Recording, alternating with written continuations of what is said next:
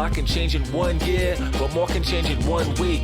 Believe the hype, the train's leaving tonight. Hit the throttle, we heading straight to Chicago. It's only getting better, this is our future endeavor. I can't wait to see the fight between Pac, Kenny, Omega. It's bound to be killer, the winner have to consider. It will all be... Don't mean shit. These records don't mean shit. Podcast, I can't see you. Oh yeah, well he's filming it. Hey, You're listening to All Elite Podcast, and I'm the baddest motherfucker. We're best friends, I'm Chuck and he's Trent. Produce somebody who's champ. Welcome back, All Elite family, to another exciting edition of the All Elite Podcast. I am your host, as always, All Elite Andy, and I am joined by our boy, Bitter Mark, All Elite Wrestling fan, anime nerd, Big Match AJ. AJ, how are you doing? Doing good. Nothing really new with me. Just been writing like usual. How you doing? I'm doing great, man. I actually just got caught up on this week's episode of Dynamite. I was running a little bit behind. Had a work meeting scheduled at the same exact time, so unfortunately didn't get to catch things live. Did get some live updates on some cool shit that was happening as you and Phil and everyone else were commenting on it. But otherwise, I didn't get to see everything right away, so finally tuned in. Was a really good and interesting show, I think. Yeah. I think they've done a good job over the last couple of weeks at really providing some good shows and some good storyline content. We got a decent debut, or maybe a debut. We're not too totally sure on what that is. We also, again, like I said, got some good extensions on the storylines they've got going on. There were a couple match results I didn't love myself, but we'll get into that type of stuff here in a moment. Otherwise, I'm really not up to much. Like I said, just been doing a lot of schoolwork, a lot of regular job, 9 to 5 BS, so nothing to really get into on the podcast in terms of exciting news or anything like that. So we can go ahead and first jump into the ratings results for last night's episode of Dynamite and NXT, if you're interested in that. It was much closer this week. However, AEW remains on top with 817,000 viewers compared to NXT's 757,000. So clearly something happened where AEW might have turned some people away for a week, or maybe something like it. So who knows? You know, ratings fluctuate. This would have to be a consistent thing before we start thinking that we lost 150,000 viewers somewhere. Yeah. But it is something to keep an eye out for. We are down from where we were consistently at, and maybe that's a result of some type of booking or something people didn't like. It's easy to get caught up in the idea that it was a result of anything that happened on last night's show, but that's really not the case. It's probably something on last week's show that would have turned which people is off. surprising because last week had a pretty strong show too. Exactly. So maybe the whipping thing like really turned people, like, as much as it was impressive to us and to a lot of wrestling fans, maybe a subset of people really didn't like that. Could be. And I really didn't get a full ratings breakdown, so it easily could be something else. That's just me assuming at one or two random things. But nonetheless,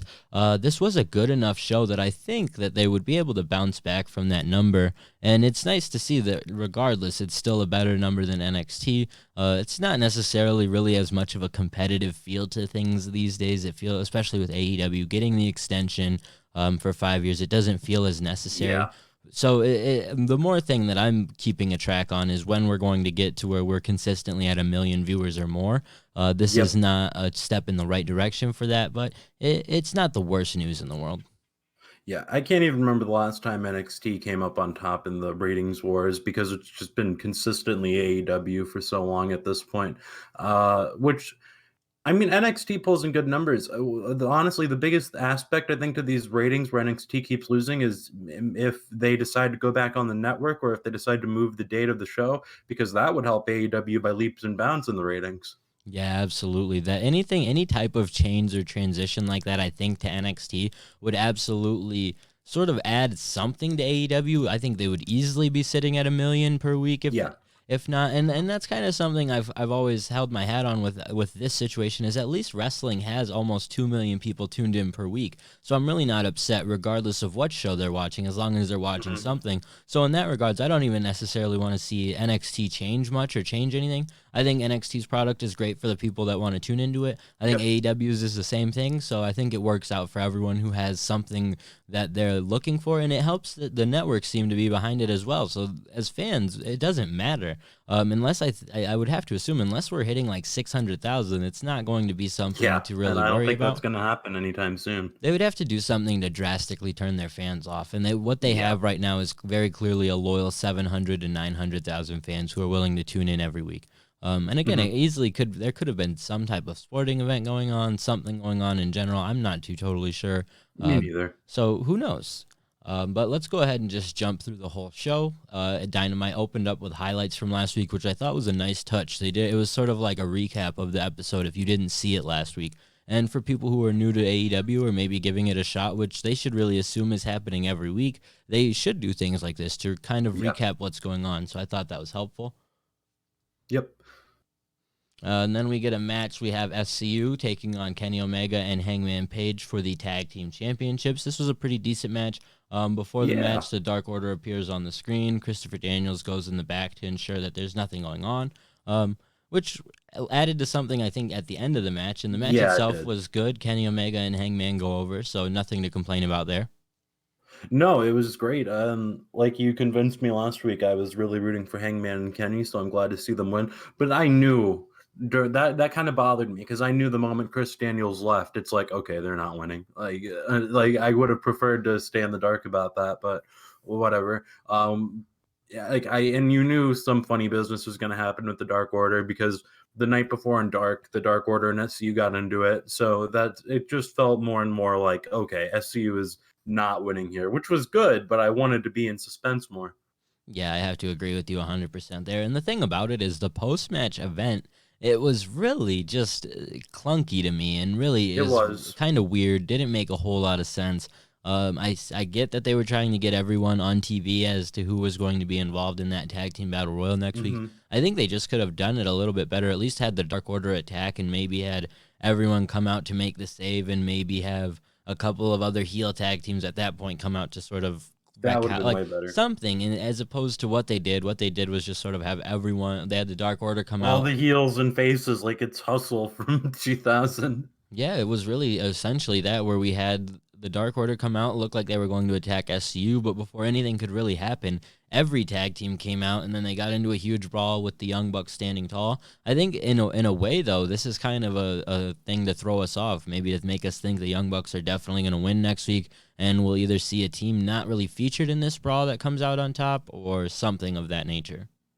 Yeah, that definitely could be it. They might be hinting that the Young Bucks aren't going to go over, but at the same end, maybe the Young Bucks are definitely going over. Who knows? It's AEW, and the Young Bucks are top guys, no matter how you want to look at it. Exactly. So it was nonetheless, it sets the tone for next week. So the point was made, but it wasn't the best way to do it. I agree. From there, we get Jim Ross talking to Santana earlier in the day. This was great. This was a nice little promo from Santana where he just sort of gets into everything he's been dealing with. His father being blind, which ties into the story so perfectly. And then him losing his father, and something that he has to live with and deal with. So it's a really interesting story that they added to a match that sort of meant nothing initially. This was amazingly well done by Santana. It got like, me and Phil were just talking about how heavy this got immediately, and it made us both want Santana to win too, because it was such a good promo. He delivered it perfectly, and you can tell it's real and authentic, and it came from the heart, and that's everything you can ask for.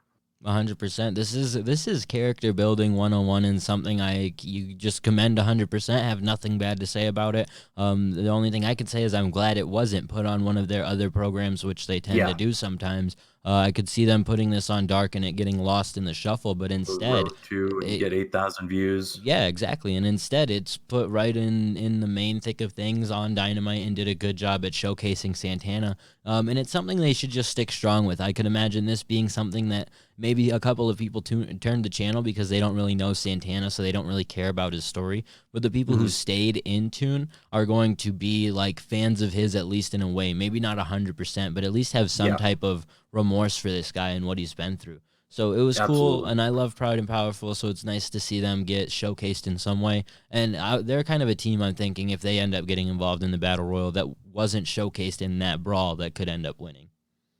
Yeah, that would be great. I mean, they're so damn good. They belong to be in the upper echelon of the tag team division in AEW, because they're just how good they are. Since they came into this company, they've been one of my favorites. And I really wasn't following them on the indies, but they were immediately just, something stands out about them when they come out to the ring. Something is just there, that they have it, and they're like a solid unit, and they know they kick ass, and they're just like two tough guys, and you want to see them kick ass. Exactly. So I'm excited to see like how this type of thing can really elevate them and help them. And they've already stayed at the top level of things. And a promo like this just kind of solidifies that and establishes things in a positive way. So I was really down with this.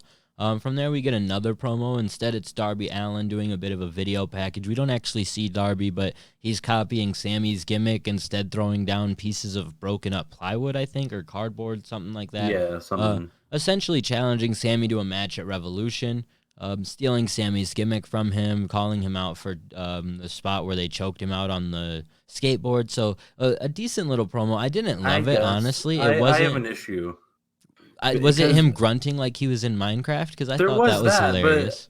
It was that, okay, we're gonna have Sammy and we're gonna have Darby face off at Revolution. Cool.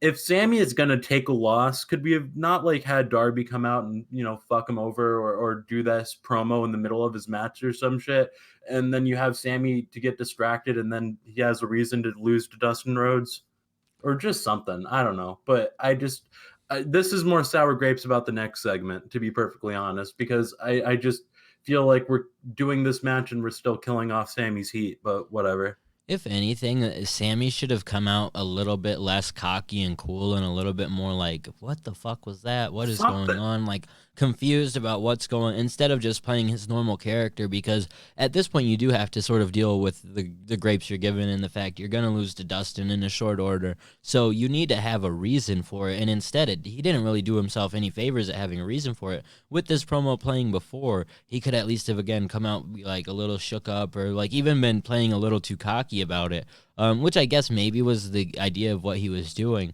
But I agree that they should have just utilized it in the middle of the match, have Darby. But again, that's sort of more of a heelish thing. Yeah. They didn't want to do it post-match, because what I maybe would have done is just done it after. And would have made more sense for Sammy to take the match coming off of a loss, where because at least he needs something to elevate himself. He could come out next week and be like, fine, Darby, you want a match? I don't give a shit, or something to build to it a little more. Instead, it's like, it really felt like, I'm with you in the fact that Sammy came out of this show feeling like a jobber. Yeah, and that does not get me excited for the Darby Allin match. That just makes me go, okay, they're going to wrestle, have a good match, and Darby's going to win. In a situation where it really could have been exciting, we can just jump right to the next match, which was Dustin versus Sammy G. As I already stated, Sammy G lost this in about 7 minutes. Again, really short order. Dustin kind of established as somewhat of a badass in this, which I guess. We had really hoped that Sammy would be established in more of an impact, high-level player coming out of this. I do kind of get the idea that maybe Sammy doesn't accept Darby's challenge after a win, and it doesn't really have a reason to. So coming off a loss, he's sort of forced into the matchup. So to me, that's me trying really hard to make sense out of this. I do also get you want to make Dustin look strong, because afterwards he calls out Jake Hager for a match at Revolution. So if you want to see that, this is your time. Well, listen, I'll give the devil its due, okay? The crowd was on fire for this shit. It's because it's his hometown. I know, but still, but it's not just his hometown. That's not fair. It's not just his hometown. It's not, because he gets over everywhere he goes. Okay, you're not wrong. And so I'm not going to say it's the worst thing in the world. I just wish they didn't have to steamroll over a younger guy to do it. And not this younger guy at this point. Yeah. Because I agree. I just feel like Sammy was in a much better position, and then coming out of this match, he really felt knocked down a step or two. And that sucks, because again, starting out the year, he was someone who was on a roll that we could officially say, like, okay, they're really building up Sammy. They're at least making Sammy look good. He was almost a number one contender. He went from being almost a number one contender to now losing quite a few matches in a row at this point, to where, again, he just kind of feels like another guy. He doesn't feel like before too. He was a real contender. He was. Yeah. So again, it's a good way to set up Dustin versus Jake Hager. I'm not super thrilled with that match entirely anyway. Dustin gave a good promo afterwards, so that was fine. Like, it really helped me in that situation, because when I had just heard about it before, I was like, I'm not too into that. When I watched it and saw the promo, Dustin's promo was good enough to make me say, okay, I'll give it a shot. But it's this match, I just want to see Hager destroy him, dude. Like, and that's nothing against Dustin. Lose. Not even lose. I want to see him literally like walk right through him, and not as a testament to saying Dustin sucks. I want that but to build a to be monster. how bad Hager how mean he seems, and exactly build him into a monster. So let Dustin get this win and look like a strong dude, so that way when he gets destroyed by Hager looks like an even bigger hoss. So that's the only thing that I'm hoping for here. Like, I really want him to go into that match like Brock Lesnar style, win in 5-7 minutes, and that's it. Like, they don't need to go 15. I totally agree with that. If this is the shortest match on the card, then God bless them, because that it's not to say this will be a bad match, but to say exactly what you just said. Build Jake Hager into a monster. Keep your heater as a heater, where he's just this big bad motherfucker who nobody wants to mess with. Because right now, honestly, as far as the heaters they have, Wardlow looks like the most intimidating.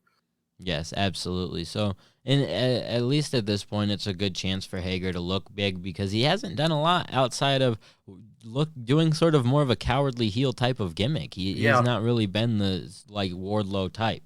So no, not at all. So definitely not the best segment on the show, but if you take Sammy G out of it, it definitely would have been a lot better. I don't really know who you put in there, though. Again, like, you only have so many heels to put in that position to be like, okay, this is a legitimate win for Dustin. And I feel like we had talked about it, I think, with Jungle Boy taking so many losses, but it's kind of the same thing here with Sammy. Well, okay, we've only elevated like 4 heels. Who can it actually mean something for Dustin to beat?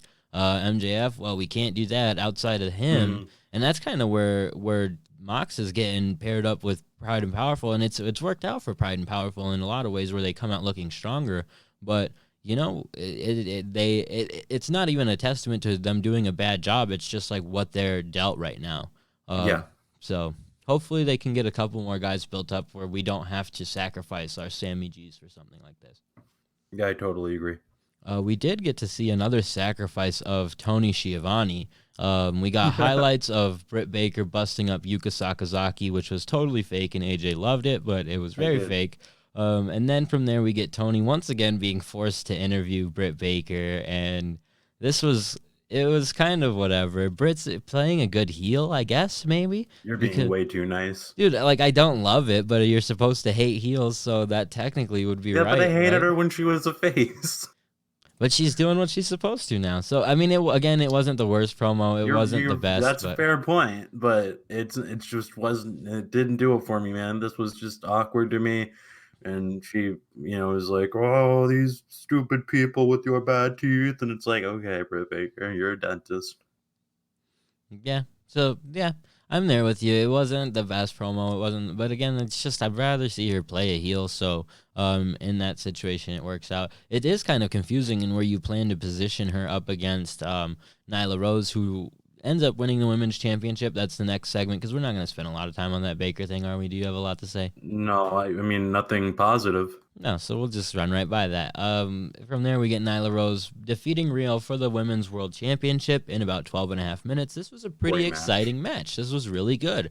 This was the best Nyla Rose match we have seen. For sure. 100%. The best Nyla Rose match we've seen. Again, I think it stood out that it was Nyla Rose who Riho was facing, and that's not to say a horrible thing, but it's to say that she's still green in places, which I feel fucked up saying, because in the middle of the match, you're talking about how Nyla's been wrestling for 7 years, so we keep saying how green she is. I don't know what You're not wrong, though. She is, and she has a lot to work on still. So there's that, but it was a good match. They told a good story. I don't love Nyla winning, and the biggest thing that was like a downside for me with Nyla winning was, and it's not necessarily her fault, but her spear at the end wasn't as impactful as I would have liked for. And I know that's being super nitpicky about it, but when she's supposed to be like this, I know exactly what you're talking about, and you're right, but it is nitpicky. It's super nitpicky. But in the terms of her being this like badass. And what I will say is it has a lot more to do with camera angles than it has to do with the impact of her spear, because they replayed it from a different angle and it looked way better. So it's not even necessarily her fault, and it's kind of just a situation of how it happened. But she would have looked way better if they had been able to utilize that angle first. So again, I totally get that's nitpicky. It was a solid match, a good chance for Nyla to look strong. But post match, she got an interview, and it wasn't the best. No. Was that when the interview happened, or did it happen on later on in the show? I want to make sure. I don't think there was an interview with No, Nyla there was definitely, well, it might not have been so much of an interview. She definitely entered the backstage area. It might have not been directly after her match, but she walks by Britt Baker. This honestly might have been during the commercial break, so I think it was, because I don't remember this it might have been on the Fight TV stream of the show, where basically Nyla went in the backstage and was like, "Where's my party? Where's my bubbly? Where's my everything?" And it was kind of like, okay, we get it. And she's like screaming in Kenny Omega's face and shit, and it was awkward. What was really awkward was that Britt was standing right there, and like because there was like 4 women there, and of Britt of all people, you're like, why? So, here's my biggest issue with this. It's Nyla winning, and that's to say this was a fantastic match. Maybe one of the best women's matches we've seen in AEW. And with that out of the way, what do you do next? Because I don't want to see a 17-day run where Riho beats her at Revolution. That would suck. I kind of do. I'm not gonna lie, wouldn't mind. It would be dumb to toss the title around like that, though. Oh, you're super right. Yeah. And so I don't want that. And I don't really know who you have to face Nyla up until that point. I guess Hikaru Shida, but that's going to be, you're really going to have to move quickly with that. And I don't know what Rio's going to do. I really don't know where they're going with this. That's my point. And so that's my biggest issue here. I don't know what they're going to be doing. And maybe they just want to make Nyla a monster. And if they just want to make a monster the champion, fine. But it wouldn't be what I would have done. If you're gonna make her a monster, she probably should have won a little bit quicker too. Yeah. In that, like, it was a good match because it was a little longer and they were able to tell that story. But if you want her to be a monster, she probably should have been able to beat Riho a little bit faster. Yeah. That said, I pretty much agree with you. I don't know where they're going. I could see them setting up maybe a bit of a triple threat with Riho, Nyla, and Britt. That could with be. Riho sort of enacting her rematch clause and Britt saying, "Well, I've cut these fantastic promos, so I deserve an opportunity." And they could easily do something like that. I could also see Hikaru getting involved and just I literally could see them doing Nyla and Hikaru at the pay-per-view. It's not a money match. It's not really a match that excites many people, but they've done that type of thing before. With Emi Sakura getting involved in the championship in past cases. So I would not even be surprised to see that. I hope not, because I would like to have seen actually probably this match itself on the pay-per-view. It would have been a little bit better way of doing it. I almost wonder if they needed to get Riho off TV for some reason, but... Well, she still wrestles in Japan, so I don't know if it's a scheduling thing, but who knows? Yeah, and that would make sense, and it's not the worst thing in the world. I guess at this point, if I was them, I would probably just book Nyla to be somewhat of a beast and tear through whoever they have. Because that's where they're at. Unfortunately, at first when they had Chris and they were booking Chris to look like a chance to become champion, it looked a little bit better because you have a lot more heels for her to deal with in Nyla Rose, in Britt Baker, in Bea Priestley, someone who we don't really involve too much anymore. So you could have had at least 3 women lined up for Chris, whereas now I get you have Riho, you get that rematch, obviously. Outside of that, yeah, you could say Hikaru, but it's really bland, man. It's not bad, but it's bland. So it would be a great match, I'm sure, because Hikaru has great matches, but there's no story behind it. There's no reason other than she's number 2 or number 1 or whatever she is. So it would be the same exact thing as Emi Sakura. And it's worth noting that you and I were pretty wrong about them changing the day they put the rankings, because now I just never see them. Yeah. I like they pop up, but it seems like it's random now. Like and that has way more to do with the fact I'm not on social media first thing Wednesday morning, seeing the updated rankings and stuff. But we at least had more time to look at them when they were posted on Friday.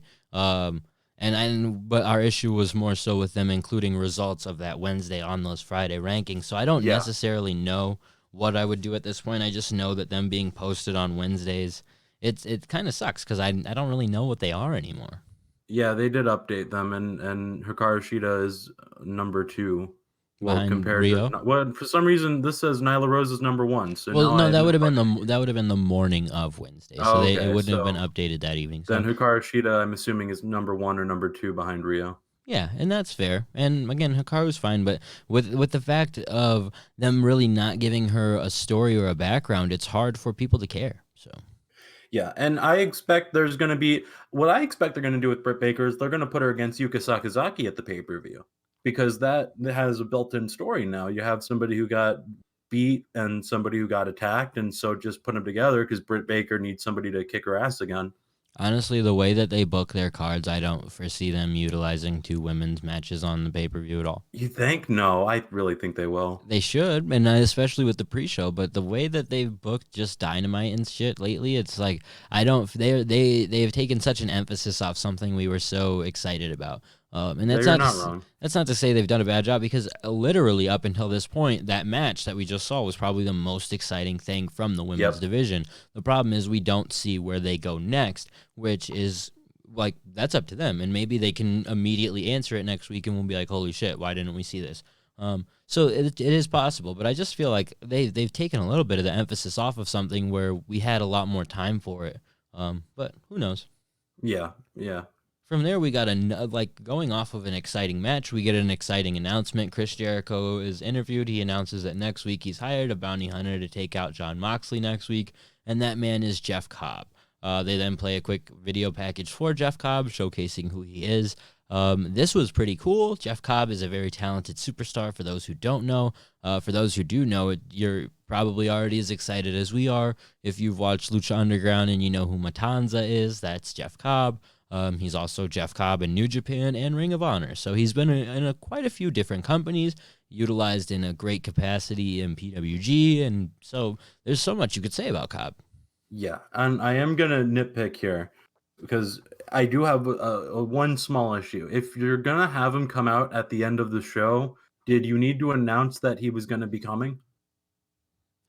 It's fair. It adds at least to the fact of people at the end of the show know why he's there. They have more of an idea instead of being a little bit confused about it. They have an idea of, oh, cool. And what it does do is it adds to those fans who were there live tonight or last night, and were like, "Fuck, I'm not gonna get to see Cobb." Well, oh, you got to see him. Cobb is someone we're unsure if he's actually signed on a full-time deal. It appears he isn't. It appears he still has some dates with Ring of Honor. Who knows? This is a dangerous thing to do, though. It is, because if you're bringing, I don't know, it could be cool if he's just coming in, killing Moxley and leaving. I don't really understand why you would do that, but I'm all for utilizing guys who should be utilized. And all I'm really seeing is that he's going to end up in AEW if he's doing this angle and he knows how well he's getting a big pop and he sees, I don't know. I just feel like you don't start this and then just walk away. I don't think he's going to go back to Ring of Honor if he's doing AEW shows. Yeah, and I do think that the reason I say it's dangerous is because, of course, with past circumstances of a open contracted superstar being involved in a wrestling war, who knows? NXT could offer him an exorbitant amount of money, depending on how much he gets involved in this storyline. The one positive is that Cobb is someone who has stated he wants to work with New Japan as much and as often as he can. AEW clearly lets their talent do that, so I would like to see, even if he's just in for a couple of months, my biggest thing is I don't want it to be a 2-week thing, which it I wouldn't be too shocked if it was like, hey, we'll bring you in for a couple weeks and that's it. And he's like, cool, I don't really want to be here for a long time anyway. Or if it's a thing, or if it's more or less a thing, like he's like, I don't really want a full-time deal. And they're like, well, come on for a couple weeks anyway, and we'll hope to change your mind. And if in 2 weeks he's still like, well, I still really don't want a deal, then it would suck to see him go. But it is cool to see them taking this opportunity to utilize him because I think they could tell a great story with him here. And him being a hired gun, he could just as easily turn on Jericho and not be in the inner circle. Very quickly. So. very quickly he can just make that. And he's a great face. He's a great heel. So it'll be great either way. And honestly, I kind of just like him being a mercenary, just being a badass tweener who just kills people. That would be great for him. But yeah, you're right. I'm really hoping that it's not a situation where he's going to be gone in 2 weeks, because then you just build up a guy who's gone, and that sucks. And the fans are going to know it sucks, and everybody's going to be bummed out by that. So hopefully they have some kind of plan in mind to really get him in. And like you said, he's not going to have the freedom to wrestle in New Japan and NXT, so I'm not worried about NXT. I'm worried about Ring of Honor. Yeah, and that's the biggest thing. And as long as there's a working relationship or he's on an open deal, so you can do what you can do. It's just a matter of if he ends up signing somewhere officially in the middle of the story you're trying to tell. And he's such a good talent that I would, again, like to just see him for at least a couple months. I wouldn't mind if they started establishing an idea of, well, we'll bring in a guy for 3 months and we'll let him go, and where he goes, and maybe we'll bring him in again 6 months down the line, because they only have so much. That would be nice. So much roster space anyway, that if you're bringing guys in like him who, yeah, he could fit for a long term if he gets over really well, but he could also fit just this storyline purpose. So it's a cool thing, and it's something a little bit different in wrestling, especially with how things have been reported. So just glad to see Cobb involved. He's definitely a new face, which I wanted to see, an exciting face. The one thing I wondered was if this was a role maybe initially slotted for Killer Cross. The way Jericho was cutting the promo of this guy is a monster and will like, it was kind of like he was waiting to say he will kill, and then would have been Killer Cross. Instead, it ends up being Cobb. That's of course just random speculation, but it could have been. But who cares? Jeff Cobb. You know what? I'll take Jeff Cobb over Killer Cross personally. Yeah. Oh, me too. Cobb is so talented. So, and it's exciting. It's an exciting addition. From here, we get another video package. This one of Cody getting his 10 lashes last week. Brandy Rhodes then comes to join commentary before the match, featuring MJF and Jungle Boy. So, this was a decent little match. MJF picks up the win over Jungle Boy, something we knew was going to happen. It at least got a little bit of time, so Jungle Boy doesn't just get squashed, But don't worry, because right after the match, Wardlow kills him. Yep, don't worry. Right after the match, Jungle Boy does get squashed. So, it's unfortunate, man, and it's a testament to why it can be a struggle utilizing win-loss records, because something that was very apparent to Phil in the group chat was how much Jungle Boy had lost, and how big just a detriment that can be to him. He would need to go on a long, long win streak to come back from that. So it's hard not to call him a loser, because objectively he is a loser, and that's not what you want from one of the guys you're trying to push so hard and trying to get the fans over. It's mind-boggling that you would put him in this position. Almost anybody else, I hate to say it, but even Joey Janela would have been better to lose to MJF here. Anybody would have been better to lose to MJF here. I know you want to have MJF beat somebody who seems like a top competitor, but hell, I think Joey Janela has a better record than Jungle Boy at this point. Yep. So, if anything, I felt like it kind of, again, with Wardlow attacking Jungle Boy, sets the tone of Luchasaurus versus Wardlow, but why would then have Luchasaurus not been making the save? Yeah. I don't understand that at all either, because he came out, but they immediately bounced. So that is, maybe it's not going anywhere. Maybe they're not going to set it up, but that's what I mean. Though, like, what is he attacking him for if he's just coming out to not make the save? Like, I guess it's just to put him over going into the cage that he's a serious killer. But fuck me, man. If that's what it is, that's crazy. Yeah, I don't like it. I don't agree with it. But my thinking was that they want to have him do something before he goes into his first match. Yeah, which is, again, I guess fair, but you could have literally just had him destroy anybody. What I would have done at this point is set up a jobber match where there's two like no names out there, and you have him just come out and kill them both. Or you bring in Chris Bay and a no name, so Chris Bay has a very little like. People know him on wrestling Twitter and shit, so they would have been tweeting about, oh, Chris Bay's getting his Dynamite debut, and you have Wardlow just come and kill him and the other guy, and it's just, that's it. That's the end of that. And it would have been, it's not as impactful as killing Jungle Boy, because they are, again, I get Chris Bay isn't super well known by all of our listeners or by all wrestling fans, but you at least get that spark on wrestling Twitter, which can help go a long way, so. I honestly, I think anything would have been better with me than what they did. That's just because we want so much more for Jungle Boy, and hopefully in 6 months we are talking the same way we are about Hangman, where we're like, wow, we couldn't believe they could do this with Jungle Boy, but it's a long, it's enough, and I get hard. he's really young, so you have a lot of time to figure it out with this guy, but you also have a lot of time to keep burying him the way it's almost like if we didn't know that they were super into him, I would think they were super not. Yeah, because it really does seem like they're trying to bury the guy, and I don't know why that is. You would think they would do anything different. That the Jungle Boy would have gone over against the Dark Order the night before, but no, he lost twice in a row. It's not just that he lost this match; he lost on Dark, he loses here, then he gets attacked by Wardlow. It seems like they're burying him. In a lot of ways, him and Marco have been positioned as like a jobber tag team, which has killed his record, which has then killed his popularity, which is tough. When AEW first started and teenage girls were seeing him for the first time, they were like, wow, this dude is cool. He's interesting. Let me get behind him. When they now see him for the first time and they see that he's lost 11 times and only won 3, and his biggest victory is a non-victory by surviving 10 minutes with the champion, then they won't be as impressed with the guy.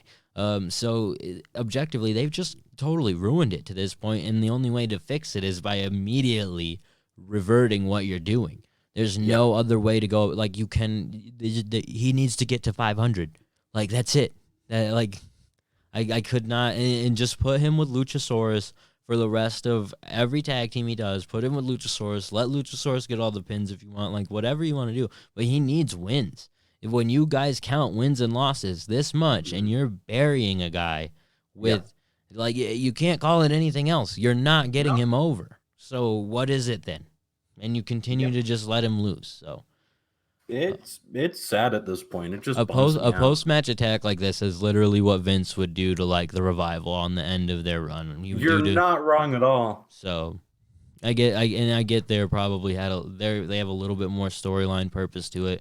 I get what they're doing. It's Jungle Boy, so people are the girls will be like, oh my god, but you're losing that. That's my problem. You're losing that. So from there, if it's not lost already, honestly.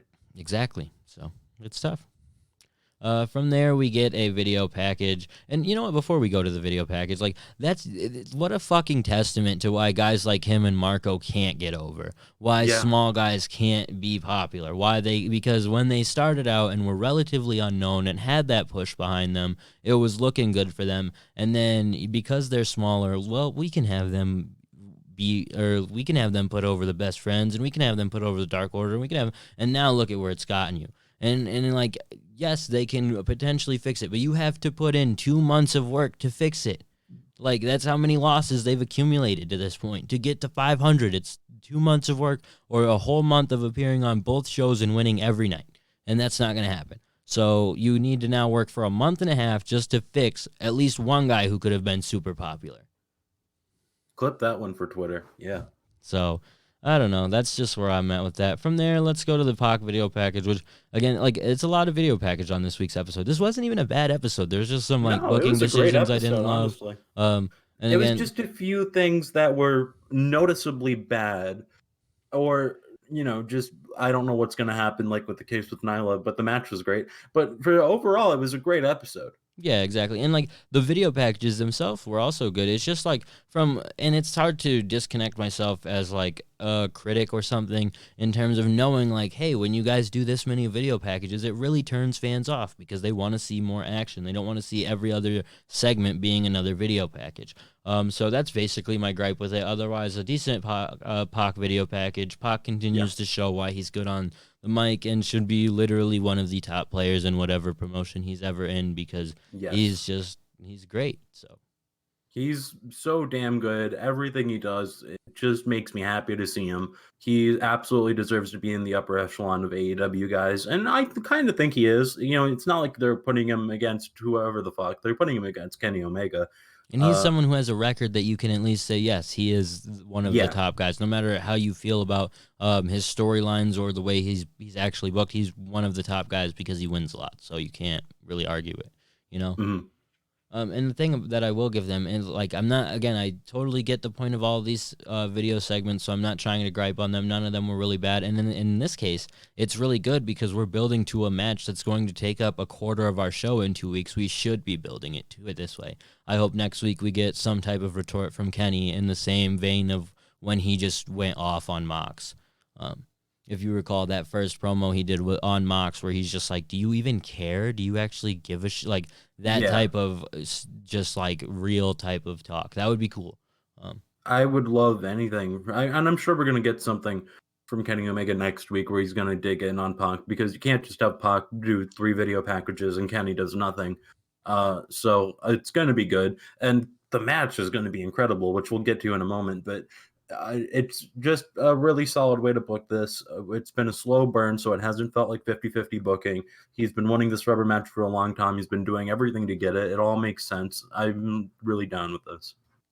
Me too. And they've done a great job at building to not just 2 weeks from now, but also next week. They run down the card for next week. Cody versus Wardlow in a cage match should be a really good match for Wardlow to establish himself, his debut match for Dynamite. And this is an exciting one because he's one of the first developmental type guys that they've had. You have to assume they've worked with him for a while before the shows or whenever they have an opportunity. So it should be a really fantastic match and a good chance for people to see that this big dude can do a lot of cool shit. Yeah. Deadly excited for this match. It's going to be crazy. You know, they're going to go crazy hard in this, and they're going to make Cody. I don't know what they're going to do with Cody winning, because, I guess you have Cody win, obviously, but you're going to have to beat Wardlow, which is going to make him look a little bit weak, or who knows, maybe they have something up their sleeve, because this has been so traditionally booked, because it's definitely a Cody Rhodes angle. But I don't know where you go in this cage match, but I'm excited for it. So I just want to know what's going to happen. Maybe they screw over Cody somehow too. Who knows? Yeah, I definitely have a couple of theories that I think I'll save for Monday's podcast, but I think it's a good match they have lined up, and they've done a great job promoting it for many weeks now. So it's important in one of the last shows before the pay-per-view. So then they have the number 1 contenders tag team battle royal, which they did a good job of building up on this show. Another match that I didn't really know why it was happening, but Lucha Brothers versus Hangman and Kenny for the tag team titles. A good match. A good match. I kind of hoping again, like in a way, it's like they're listening and they're like, well, they didn't want SCU to win, they wanted another team to win, so we'll let them transition the titles to the Lucha Brothers next week. Listen, it's honestly an upgrade though, if it does happen. Yeah.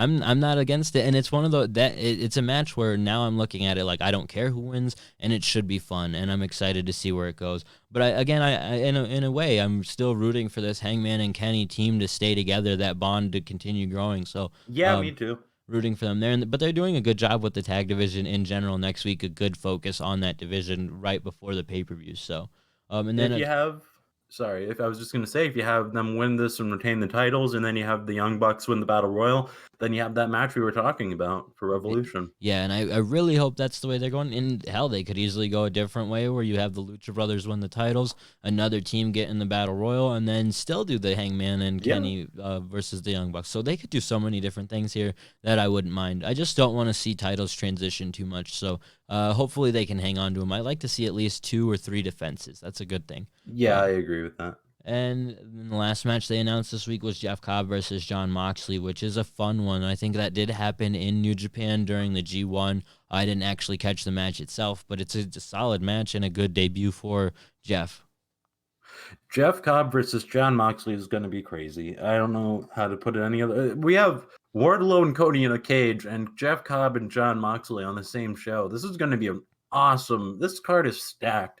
And I know we say that every week, that, oh, this card is so stacked, this is going to be awesome. But, like, this one is particularly stacked. You have last week's was too, because you had yesterday's, because you had the tag title and you had the women's title. But I don't know. I feel like there's more on the line here, being so close to Revolution.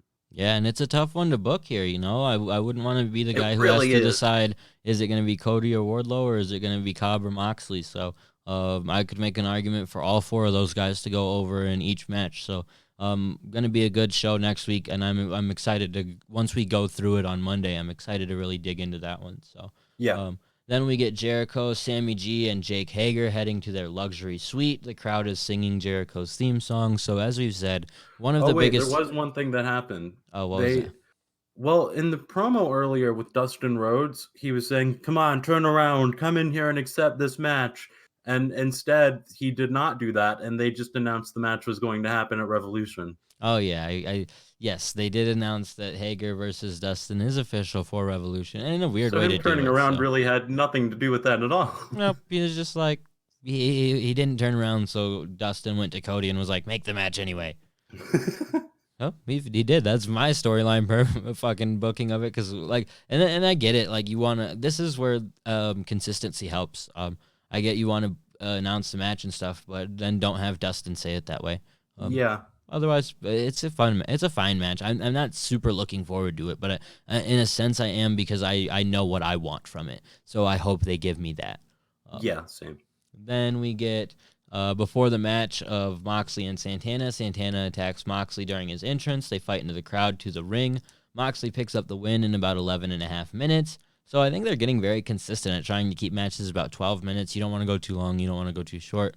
Do a couple of short ones. It works out because they want to include a couple more matches every week. They were kind of at 4 sometimes, so or 3 or 4. So I get it. It makes sense.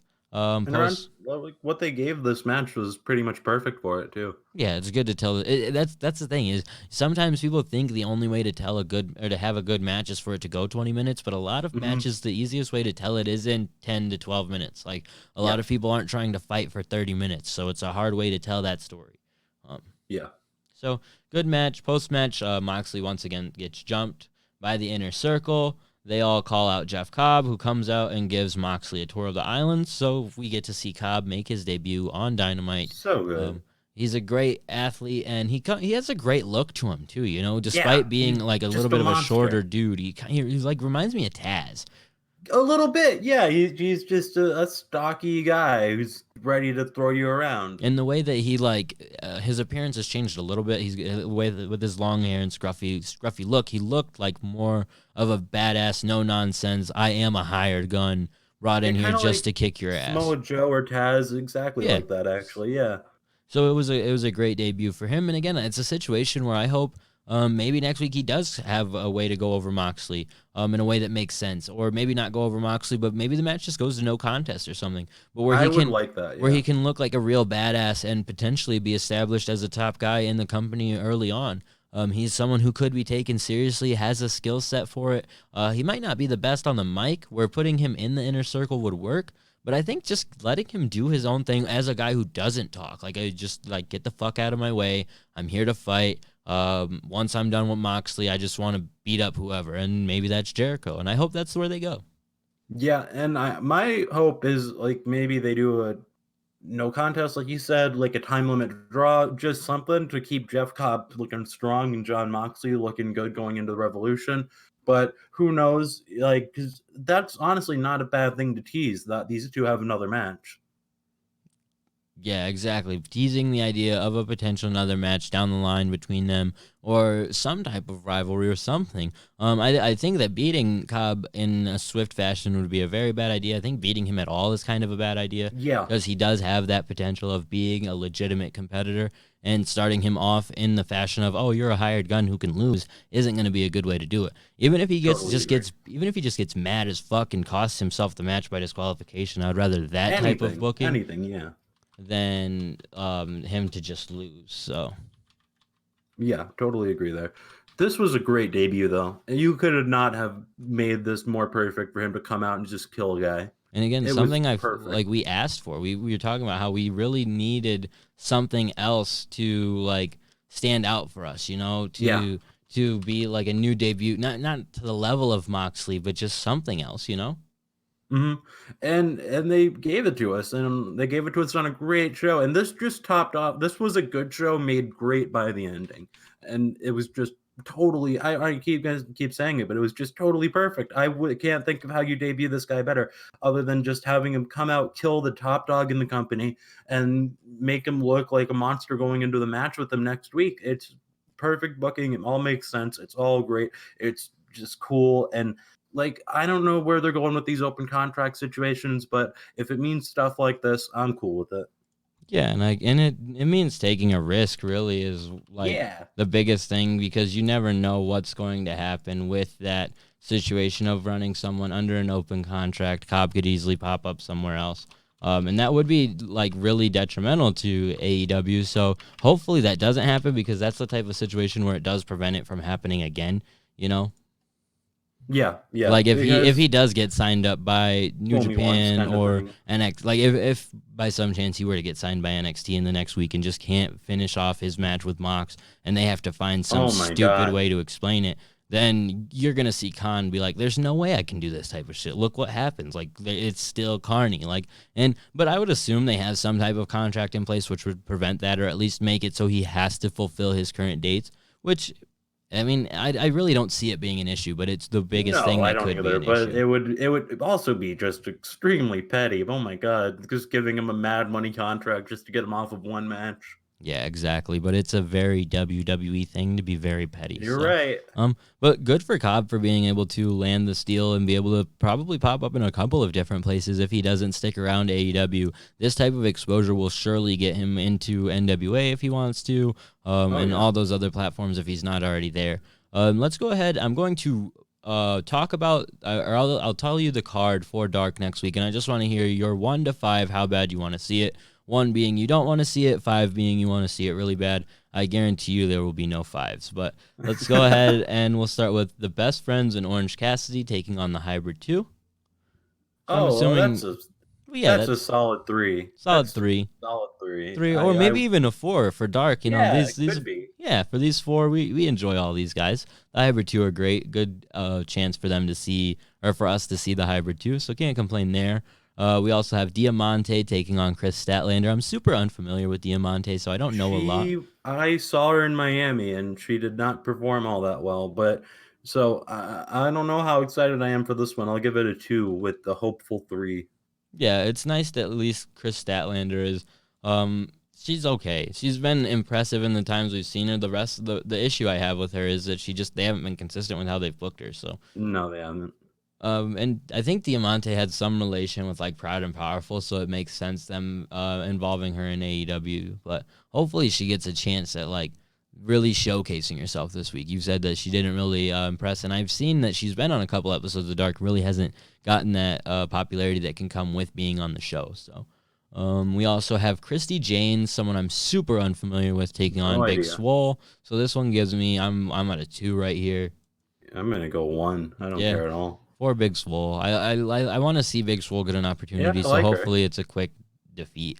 And then probably the main event, but one I'm going to not be too excited to see. We got QT Marshall and Peter Avalon taking on the Young Bucks.